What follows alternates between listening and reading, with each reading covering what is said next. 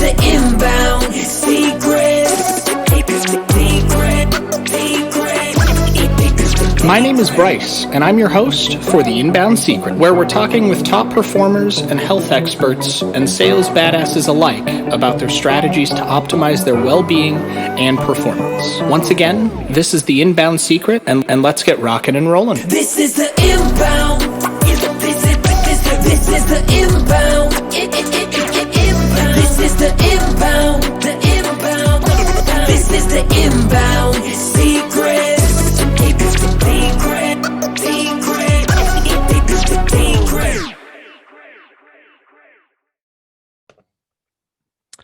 Welcome back to The Inbound Secret. I'm your host, Bryce Vance. We got Adil Amarsi today, rocking and rolling over there with Pussies in Chair in the background, just rocking and rolling for it. It's a no holds barred podcast, my man. So introduce yourself. It's gonna be good. Hey guys, welcome back to our second round. I told you we're doing another round again, and Bryce, you got to come back onto my show as well because I love having you on. But seriously, of course, we kick off today's episodes with Pussies and Chairs. That's how we're gonna roll today. It just feels right. It just does. It's a Friday night. I'm feeling good. It's fine. Maybe we've already had some wine. I haven't yet, but maybe you have. It's about wine time over there. I'd say it's the other W I like to partake in that's kind of kicking my ass a little bit. It's quite nice, just chilling on a nice 7. Actually, I'm more like a 4 today. Like that's where I'm at. I'm at 4. 7 to 4 is a pretty big range. Thing is, I usually get to 7 and I live at 7 for fucking ages, but lately I've just been at 4, which is nice. I'm like, oh cool, I'm still functional. I'm still functional at this point. Yeah, you don't just full melt. That's if I go beyond 7. 7 is like my cruise control limit. Like I know 7 is my cruise. Like I'm functional enough to do work, but not functional enough to do push-ups. Like now I'm functional enough to do push-ups. Like that's basically how I gauge it. I'm neither. Like I get a little bit of that and it's almost coma time. Like it just puts my ass out. I'm not functional at all. It's like snacks. Yeah. Oh shit. But okay, just to give you guys a quick heads up, there is going to be a crap load of value in today's episode because we are going to be breaking down 2 campaigns I wrote, one of which tripled the response rate, and the other one brought in like 200 grand the first time we ran it, and now it's run like 6 times over. So they've done like 1.2 million, which is fucking awesome as a response rate. And yeah, I should have. I like it. I really should charge more money for that shit. Don't you love that? Like you just do what you do and you love doing it because you love helping people and seeing the response. And then all of a sudden you're like, they made $4 million? What the hell yeah? And then you're like, I don't feel like I got paid enough on that one. Like I felt like I undercharged them like at that moment, but it's fine. Yeah. It's all good. But so like just diving right into it. So the prepper market is mostly like the survival market is mostly conservative. Almost entirely. Yeah, like they're very much like right on the right or in the center. Like, you know what? We got our protection, we got our guns, we got our stuff. I'm like, cool. But it's that market's basically like if you made Arkansas a person. That is legit the best fucking analogy for that marketplace. I'm so sending that to my client. Your entire avatar is just the state of Arkansas. just think of Arkansas and you're good to go. Yeah. Except for Little Rock. You gotta like avoid Little Rock. But yeah, like the Little Rock area is like the liberal side of that market or the independent side of that market, which is mostly Denver, Colorado. So I'm still giggling over the fact you said Arkansas is a person, and it's true. It's so fucking true. So anyway, what ends up happening is you have so you had this guy actually basically running the campaign was killing it on he was killing it in survival market. I think the company was doing like 2 million a year. Like they were doing quite a good amount. They were spending 40 grand a month on ad traffic and doing it profitably. So it's kind of awesome. I got brought in because they were like, how do we make more money? I was like, I have an insane idea I want you to try. And they were like, why? I was like, do you trust me? And they were like, yeah. You got a good track record. We trust you. You come highly recommended. I was like, fine. So I wrote an ad and I said, here's what I want you to do. Buy a liberal mailing list. Just fully liberal, like hardcore left wing, as left as they come. I want those people. And they're like, why? We don't sell to them. I was like, I know. And we're going to call this the peaceful, what was it? The peace, what was it? Extending the olive branch of peace.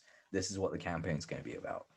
And I wrote 2 emails and a single direct response letter. Like the whole campaign was quite longer, but it was just this that really made the pull. And the whole premise of it was extending the olive branch to a former quote unquote enemy. And the whole copy went into, look, I know we've not seen eye to eye before because our political values, what we see and believe are completely different. But right now I'm hanging the code, I'm putting aside the bullshit and putting aside the political process. I'm reaching out to you as my fellow American and my fellow human being.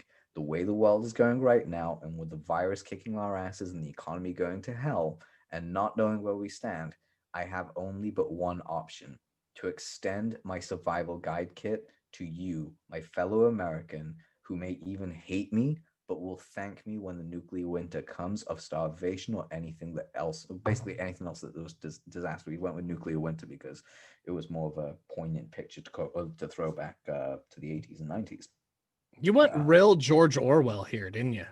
Oh yeah, I went straight up like assassin on it. Like this thing was like 6 pages of just pure going, hey, listen, I am not here as your enemy. I am literally here as your friend, extending the olive branch because I want you to survive, because we need people like you when we make it to the other side. If we don't have contrast, we fall apart. And it was like, that was the whole letter. So let me pause you real quick, because I think it's important we backpedal a little bit for those who are listening and watching.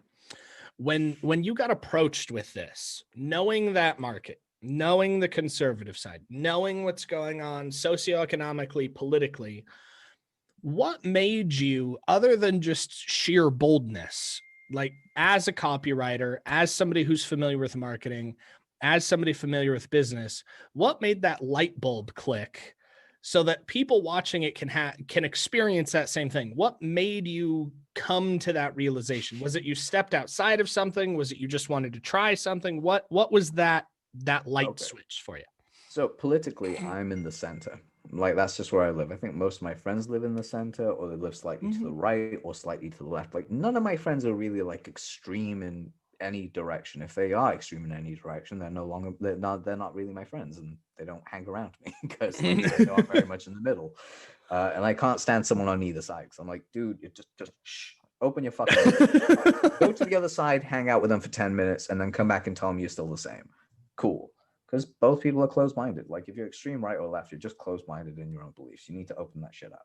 Anyway. Yeah, if you're an extremist in anything, politics, not politics, if you're an extremist in anything, I think you've kind of got some blinders up. Yeah, just a little bit. You got to like bring that shit down a little bit. But as far as it goes with like how I came to this idea, I was like, look, I'm in the middle, and I know for a fact I would buy some of the survival stuff. And by the way, just I want to finish off the letter because like we gave them an incredible reason why to actually even buy it. Like, we went to the fucking dome. Like, when I say I went straight assassin on this, I'm talking Kobe Bryant, Black Mamba dropping 80 points kind of thing. Okay. Like, I went for everything, because the lines that I dropped on that was like, look, once you sign up, you'll receive. Once you sign up, you might hate my guts. I just want you to get everything and enjoy it. Download it all. It's for you. But I do say, read the first 4 emails because they hold bonus webinars and bonus links that aren't found in your membership portal. After that, feel free to unsubscribe and hate on me all you want. Publicly go and call me a scam while keeping my products. I don't really care, because it was really coming from that angle. But the reason I went with read the first 4 emails, we had laced all 4 emails with logical time bombs. So essentially, as soon as you read them, there was no way you could logically argue yourself out of them. Like, you would have to disagree. The only way you could disagree was by completely going against your own value system. And Nice. No one does that. It's like, it's a logic bomb. It took 4 emails to get there. Set it off. His list rate grew. And we got a lot of people who are on the left kind of going, I don't like you, but your content is amazing. So I want to offer kind of a a look into the past. Now, the thought process that you're using there, that logic bomb, is brilliant, but it piqued something for me. I remember one of my first mentorships, one of my first coaching calls with one of my first coaches. We were talking about kind of the evolution of sales, right? And it started with snake oil salesman. And that terminology and where it came from. And for those of you who don't know what that is, it's a fantastically interesting story to look up. But there's one key component in that really kind of planted the seed of what NLP could become. And it was the logic bomb. And the reason why that's so important, and I'll use the snake oil salesman in kind of an abridged version, is basically he would come out and he knew he was selling oil and water. He knew it wasn't a magic formula. He was, by all intents purposes, not on the up and up. Okay. So I'm not telling you to abuse this. I'm giving you a visual and auditory stimulant to figure out what a logic bomb is. He would go after affluent individuals solely because if he presented an offer that said only the smartest, brightest, and most affluent individuals would even consider buying this product, even if they bought it and they decided that they didn't like it or recognized it for what it was, they're not going to openly admit that, because the second they do, they've just admitted to themselves and the public that they're not affluent, they're not smart, they're not bright, and they're not intelligent. Nobody goes against their own value, especially their self-value. Nobody will do that. So I think it's genius that you took something that historically was, for the lack of a better term, used as a manipulation tool, and that historically is tied to scams and things not on the up and up. And you managed to transfer it into something ethical, integrity-based, morally sound, and produce it in a way that's actually helping people. I think that's marvelous. Oh yeah, for sure. Like, so I just want everyone to know what was in that logic bomb, because I don't want someone to think, oh, he kind of said that they wouldn't be smart, whatever it is. No, actually, I went the entire way they were. I was like, if you believe in the freedom of rights, if you believe in the freedom of truths and the fact that we can have people of different diversities and have a culture that actually leads towards a brighter future, then you are my people. We have the same values, but we look at them from different perspectives. And that was the entire thing. That's all we kind of went with. We just preached that we're the same, but we're just holding two different camera lenses. That's all we're doing. We're looking at two things at two different angles, at the same thing at two different angles. And that worked because people were like, I didn't think that someone on the far right could think this way, or someone that was very conservative could think the same way I do. Because the stories we told and used were the ones of people like, so we used a piece for Abraham Lincoln about liberty and truth. And what Abraham Lincoln did, and how, yes, he was a Republican, and how really Republicans and Democrats have switched roles since Lincoln. They've actually changed titles and what they believe in. But we said that, no, we actually still believe very much in the way Lincoln did things, because that's who we believe, even though right now our updated rules are changing our belief system to actually double down on what's around us. And it was like, look, we're in the same boat. What we really want to do is make a fair system, so we're not in trouble for what we go do, but you're not, like, someone isn't benefiting that is abusing the system. So it was very much like, the only reason we're really talking to you is because we have all these commonalities. Because I wrote this all out for them, because the first email I was like, look, I know the subject line was, I know it's going to get political, and then I just laid out what the views of my clients were, how they were similar, and how they didn't want anything negative, and said, look, here's a bonus training for this survival guide. And then we did it for the next 3, and that was it. By the 4th email, all they could say was, this person cares more about us and America and freedom and rights of, the rights of everything, than just money and wanting to be conservative. And that alone, because that's what my client really does believe in, that alone actually helped our conversion rates like crazy. Like 200 grand on the first 2 weeks of running this thing, and then from there on, and went on to do 1.2 million. I mean, how insane is that? It's genius. Yeah. I mean, Crazy not only is that a phenomenal conversion rate, and I'm sure the clients through the, like, over the moon with working with you, but I think it's a genius approach to Like, here's the thing that most people fail to do, and it's something that we talk about all the time. I'm guilty of it myself. Mhm. Looking at the other party's perspective, your non-ideal client, or what you think is your non-ideal client, and looking at their perspective for your solution. And we often tend to kind of get in this tunnel vision mode, especially as business owners, where we just focus on one endpoint, even though there's 15 others and tons of other people that we could serve and help that all have commonalities that we just forget about. I think it's great that you opened that up, especially for a company that didn't even think about it at first. Yeah. I mean, I hats off to like Jeff. He was amazing for saying yes to doing so. And like he's Jeff's not the one that owns the company. He's the guy that basically hired me and reached out to me. So like, yo, we need to just do this. What do you think? But yeah, like that's the kind of crazy shit that you come up with. And by the way, just so I want to like close loop on this, how I came up with that idea was, again, I'm a centrist. So I was like, hey, I want to get this. I'm sure people that are left would think the same. So I called out a couple of my friends I know are very left. And I was like, hey, real quick, if America's going to shit and I had like a prepper kit ready to go and I said, hey, come to my house and let's do this, would you be mad at me, or would you say, damn, that's smart? And they're like, I'd say, damn, that's smart. I was like, well, what if I gave you a prepper kit now? They're like, cool. I was like, well, would you care who taught me how to have that prepper kit? They're like, no, because you have a prepper kit and whoever did it, thank them, even if they're an asshole. They actually taught you how to prep shit. I was like, great, that's exactly what my client does. And yeah, he's a conservative dude. Yes, you won't actually believe his values, but I definitely recommend getting his guide. And they're like, yeah, sure, okay, that makes sense. Got his guide. After I knew that, I literally asked them why they got it, what was going on. They're like, we didn't like the first 4 emails. Gave me all the ammo I needed. The logic bomb. So we switched that out. And then basically you said that, yeah, the only reason we did it was because it came from a source that was there not for their own gain, but for the gain of everyone. You were like literally saying, I don't give a shit who told me this. Logically, you're saying that you need to be prepared, and you wouldn't be mad at me for being prepared, and you think you should be prepared. But now you're going to go against the evidence of the person telling you how to get prepared that told me how to get prepared, just because you don't hold the same political views. It's like it's a great way of building it out to people. That's smart. I like it. So on to that topic. Yes. What's one gold nugget that people listening or watching this, whether it be a software, a book, an article, a source, a strategy, a tactic, a thought, what's one thing that you would say is something that they could do today, right now, after watching this, that could help them improve and do exactly what you did for that client in their own fashion?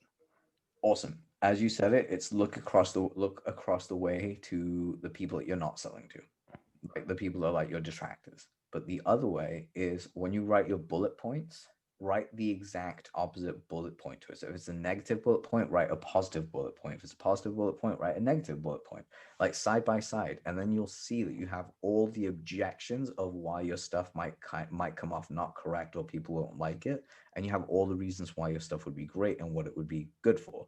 Then you break down those reasons, and now, hey ho, you now have a whole new angle and new marketplace that you can go work with. Turn someone that really like, even if it's someone that really doesn't like you, you're like, okay, these people don't like my type of people. Well, guess what? Write to them and say, hey, I know you don't like me, but I think you'd actually really like if we did this. Let's put the bullshit aside and let's work together. Like, just something along those lines actually works, even to the point with like client getting. Say you're like with a rival copywriter or something, or a rival agency, just write them an email or write them a message that says, hey, listen, let's put down our arms and let's join forces. Like, we have the same people, let's double down, we get more stuff done, and we make way more money as a result. Yeah. That's a great way of actually building that out. That's smart.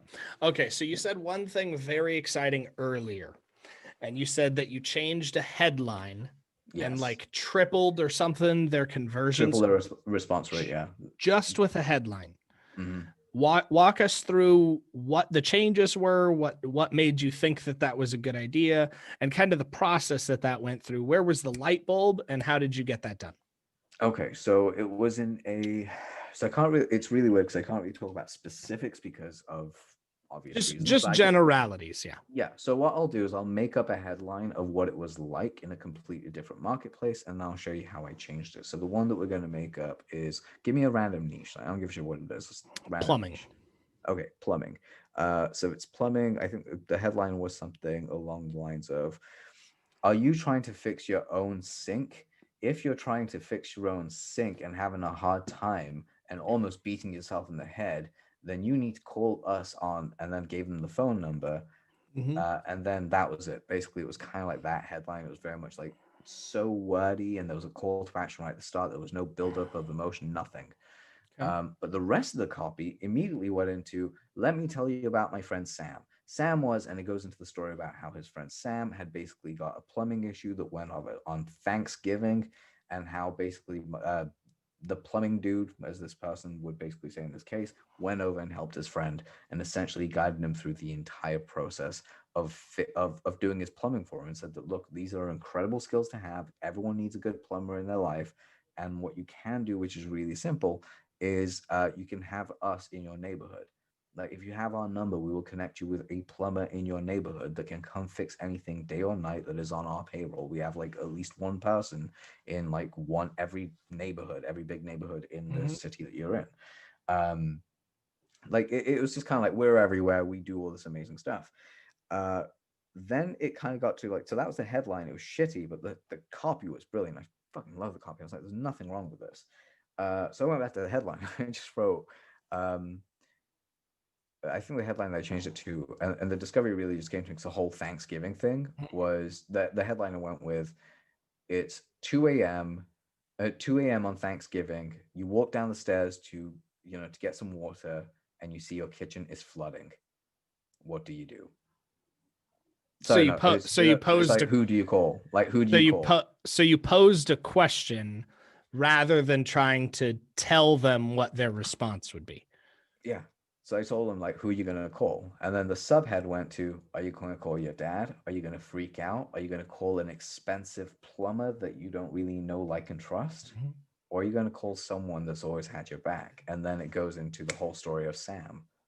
So I have to ask, and maybe this is just me. I like adding in humor into some of my copy. Mm-hmm. So Same. like I think I still have this page up somewhere. It's one of my white pages that I give out. And it's talking about how leads are the currency in the mortgage industry. Right. And one of the questions is like, you get somebody on the phone and you always get posed the questions. Who are you? How'd you get my contact information? Why are you in my shower? How did you get in my house? And I drop it through that escalation because people are expecting the normal trajectory. Who are you? What, like, why are you calling? No, I don't want your service. So I add in like completely absurd things every now and then to throw people off as a pattern interrupt. And right when you said, who are you going to call? Like my brain, because I'm a 90s kid, was like Ghostbusters. Exactly. That's exactly what I was going for. That was the whole reason we wrote that in the headline, by the way. Like, that was a whole setup that we had, was we wanted them to go Ghostbusters, because later on in the copy, um, it kind of goes on to say, like, and my friend Sam literally yelled out, like, my friend yelled out, we were talking about Ghostbusters, and that's when it came up. Like, we actually reused that exact Awesome. terminology later on to get them back in the hook. But this was what's crazy is, like, I wrote this headline and did this whole thing in about 90 seconds, and then I mailed it out to them. I said, don't change anything except for like these three things. Tell me what happens. They were a little bit pissed that I didn't work longer on it. They were like really annoyed at me about that. To which their response was, please just test it and tell me what you think. They tripled their response rate. I was like, damn. Were they still mad that it only took you less than 2 minutes? No, they weren't mad about that. That's what I thought. They're like, fine. It's like, and pay my money. Pay the man. I still love the fact that I'm still gonna say one of my favorite things ever that I love about my Amazon wish list of stuff that I get now is someone sent me a nomadic backpack. And whoever sent that, I love you dearly, because I've been wanting one for absolutely ages. I didn't realize I was this much of a bag geek until I got one. So I need to know what that is. All right, so there's a company called Nomadic. They do these really cool appliances. So they've got like really cool wallet holders, journals, notepads, and then they released this backpack thing like a couple of years ago. And So I got the travel bag, which is for like 3 to 5 days, and it's a Mhm. backpack travel bag that doubles down as a duffel bag, has opens up so it has massive open storage compartments. It has separate storages for shoes, your MacBook, your iPad, separate compartments for all your chargers, separate side places for all your phones and chargers and shit like that. RFID tracking blocking chips. As well as a soft case inside the bag for your glasses and sunglasses as you're traveling so they don't get squished or crushed. And everything has an interwoven loop, so you can actually put your MacBook in one pocket, pass your charger through two others, so it comes through the front. Is this That's the it? one. That's the motherfucking backpack. This thing's But sweet. that's the backpack I want. I got the 4-day travel pack, so I want the everyday backpack because that shit just looks amazing. What's the 4-day travel pack? They have options? Yeah, that's what, dude, that's what I'm describing. So they have like a 4 to 7 day travel pack. They have a whole luggage suite. And these guys put in some serious thought on how, like, who they're serving. Like, their marketing is on point. Like, it's insane. But like, while you're doing that, I'm just gonna quickly like go back. So the way that I came up with this idea of how it was, I looked at them and went, okay, the audience that this is going out to are mostly going to be Mhm. people in our age range, between like the 25 to 50 years old range is kind of like where they're looking at. And anyone in that time period definitely watched Ghostbusters. It was like a fucking Yeah. phenomenon. Like everyone remembers the song because that's what we grew up with. It's like really weird. Like after the 90s, a lot of the kids that came after the 90s kind of stopped living through the 90s. Like when we were growing up, like all our shows were from like the 60s, 70s, 80s. You got a collection of everything.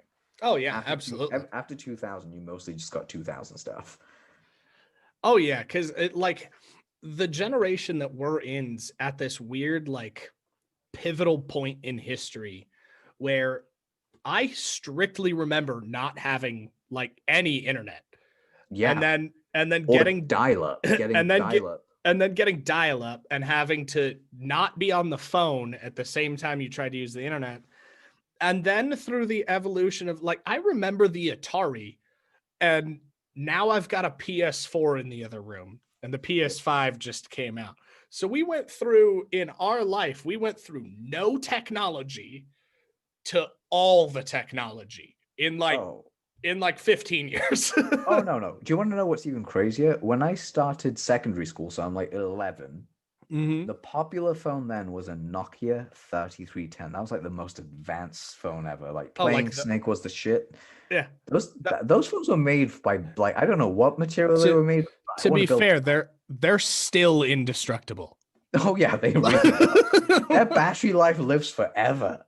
Yeah. Like Like I've never. one charge was like 120 days if you just let it sit there. Yeah. And like I'm even if people called you, your phone was still cool. yeah. I'm lucky if I make a day on this, like one full day. I'm surprised when I get to like 8 o'clock. I'm like, holy shit, I still have battery on my phone. What the hell did I do today? Yeah.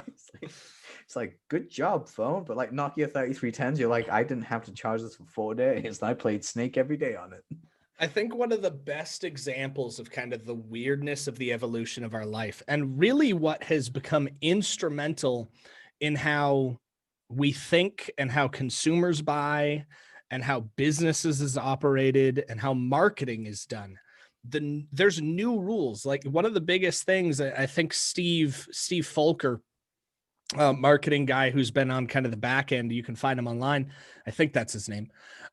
He's one of the guys that's behind a lot of the trainings that have been put together by some of the biggest marketing gurus in history, right? And his background is really on kind of the rules of engagement for marketing.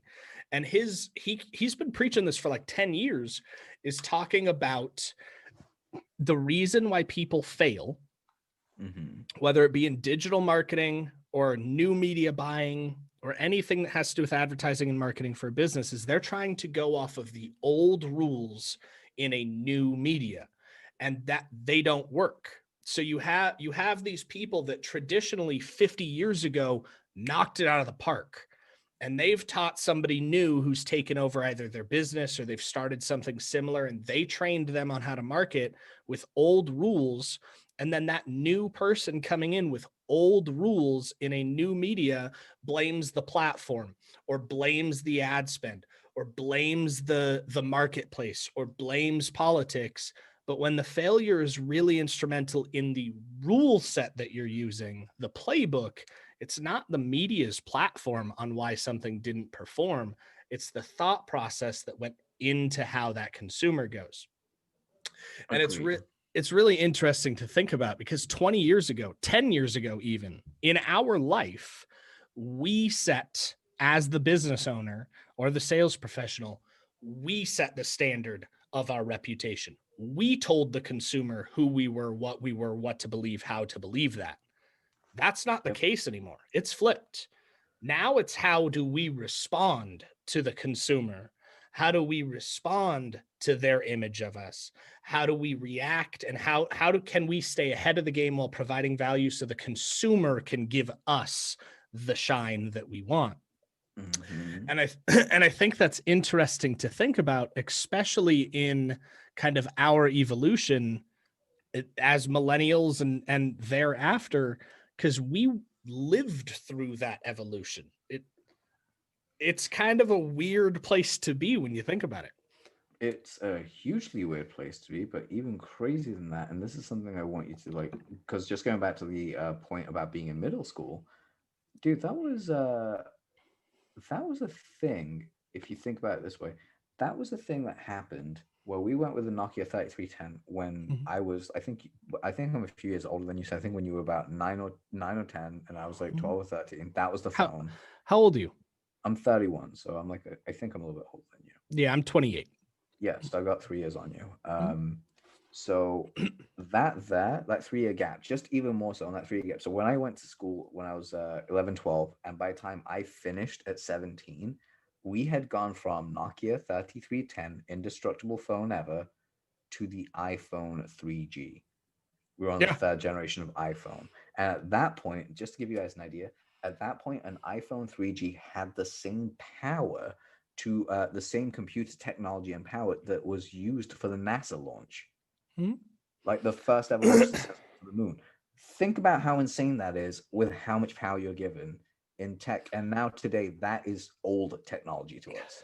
Well, and that opens up something that's interesting and we've kind of gone on a tangent. So whoever's still with us, we love you. Please. Yes, we really do. That being said, think about that.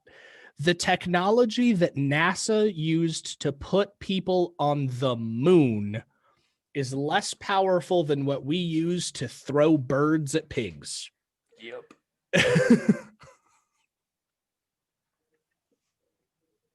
How crazy is that? And yet I still can't get a perfect cell signal in my house. Well, I don't have that problem. Well, I have a different problem, which is even crazier. There is a literal cell tower just like there outside my building. Like it's right outside. But where I'm sat, if I roll far back enough while I'm on the phone, it'll cut someone off. What? Even from on Wi-Fi. It's the weirdest thing. I like roll here and it'll just cut them off. Like I can walk around anywhere else. It's just this one dead spot in my room. Like it's this one tiny circle in my room. I hit it and my phone dies. I'm like, God damn it. It's gotta weird. It's weird, man. I blame chemtrails. So talking about, we've gone through a couple things. I know everybody listening's excited about it. What are some, let's kind of wrap up, but let's leave everybody with 3 bullet points that can reset their mind, rewire their mind in a way where they're thinking about, because it's Q4. We're in Q4 of 2020.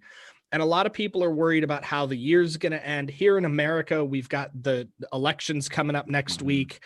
Things are crazy. So what are 3 things that people could do right now that by next week they could start seeing an improvement in their market share, maybe their open rate, their response rate, their God damn, you really got like 3 things in a week? God damn. All right, I'm kidding. Of course you can do it. All right, so here's what you do. So number 1, get consistent.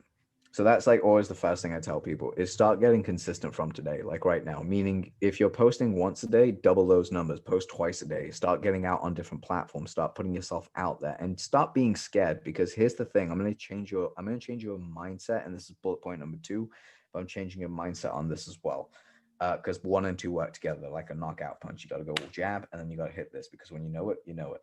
Change the meaning of the word value to you. If it means what it used to mean to me, which was you got to give something to the audience, you got to give them something that's valuable, they can go ahead and take away and use and blah. No, your entire perception of value that makes this easier is your whole job is to make people feel good. Like, change their state and feel good. So like, share a meme, tell a story, go out and show something about yourself, post a dumb picture of yourself. Hell, I'm dressed like, I don't know when this is coming out, but like tomorrow's Halloween. I'm dressing up as Scar from The Lion King, and that shit's happening. And also, you and I have to discuss a really weird YouTube video I want to shoot while that's a thing. So we gotta discuss 100%. 100%. It's gonna be fucking hilarious. Pussies on chairs, duh. That's basically what it is. Cats on chairs. That's basically what we mean. For the people that are at home that don't know this is a video, my two Bengals are sat on my recliner chair behind me, and that's basically what we've been joking about this entire So just to point out, it's now like 40 minutes into this, and we just explained that joke. So like, whoever didn't get offended by that early on, like that, it's just a thing. I mean, I had to circle back on it. So anyway, the whole value thing is make someone's day. I hope we've made yours. And number 3, so get consistent, make someone's day by adding value by simply just being you. And the third thing, this is probably the most important thing that will help out. Start asking people how you could help them and then sell them the help.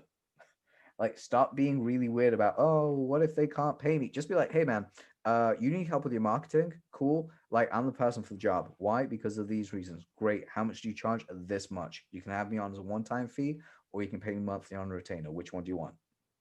And like that, right? Just a blatant offer like that will get you business. Perfect. Now, I'm going to ask you for an expansion on one thing. What's the best place for somebody to make that offer if they don't want to go out and build an ecosystem, or they're not ready to invest in a marketing professional to do that? Where would you say they place those offers? Ooh, social media. Straight up social media. Like every social media platform, LinkedIn, Facebook, YouTube, Twitter if you're into it, Instagram, because they're all there, and basically just run a little bit of traffic. Like, spend $5 on each platform. Say you pick 3, $15 a day. Over 7 days, what's that? Over 7 days is what? 15, 30, 60, 90, basically about $105, give or take, for the end of the week. $105 in different areas. Someone gets a hit from you, comes back to you, buys your product or service. It's more than $105 you're on profit. But guess what? You're also gathering data and metrics, because now you know exactly which platform is giving you the best bang for your buck in return. So now you can kill off the losers, double down your winners, and start writing content that resonates with your people. Awesome. I love it. That's how I do it. So where can people contact you?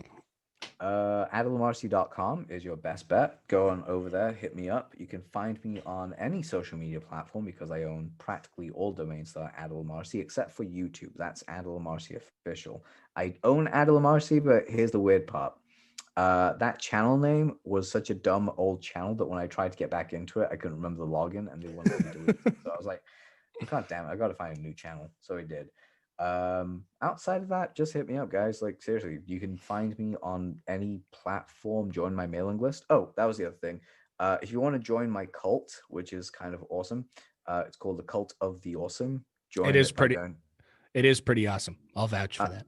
Yeah, like we did I've got to still do like part 2 at the time of the recording of the show, but we did a 34-minute part 1 breakdown of the Dark Knight and the 21 lessons you can pick up in the first 30 minutes. And I thought it was shit and weird, but the comments I got were like, no, this is amazing. I was like, cool, I'm going to keep that.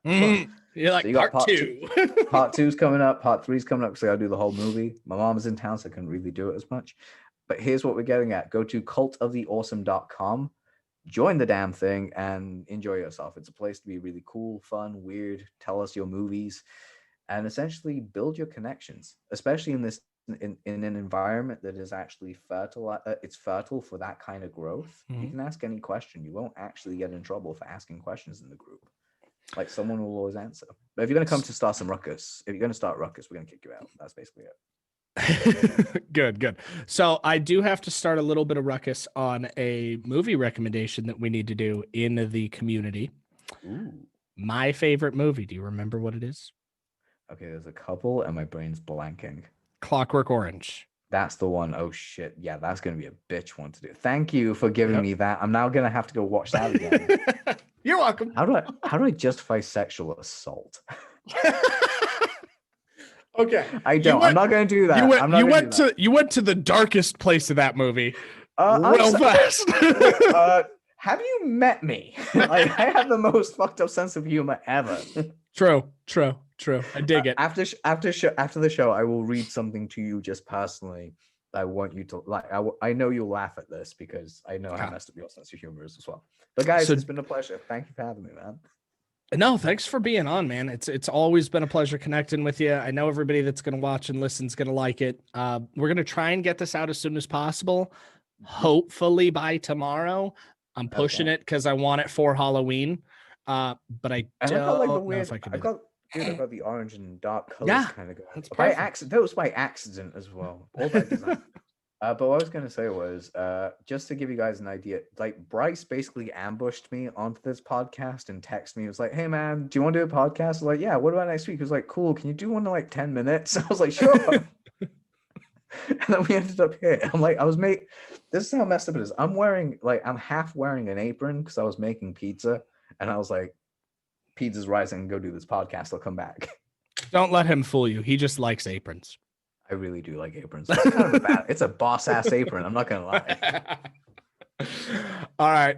So just to wrap up, anybody who's listening still, we love you. Thank you for being here. Follow us for the next set of the Inbound Secret coming at you on, I think we're on 11 platforms now, which I'm pretty excited about. And then to contact your copywriting god over here, make sure you go to adilamarsi.com, join his community, connect with him on social, and level up your copy game. Once again, thank you for being part of the Inbound Secret, and we will see you next time. Thanks, brother. See you guys. This is the Inbound Secret. My name is Bryce, and I'm your host for the Inbound Secret, where we're talking with top performers and health experts and sales badasses alike about their strategies to optimize their well-being and performance. Once again, this is the Inbound Secret, and let's get rocking and rolling. This is the Inbound. This is the Inbound.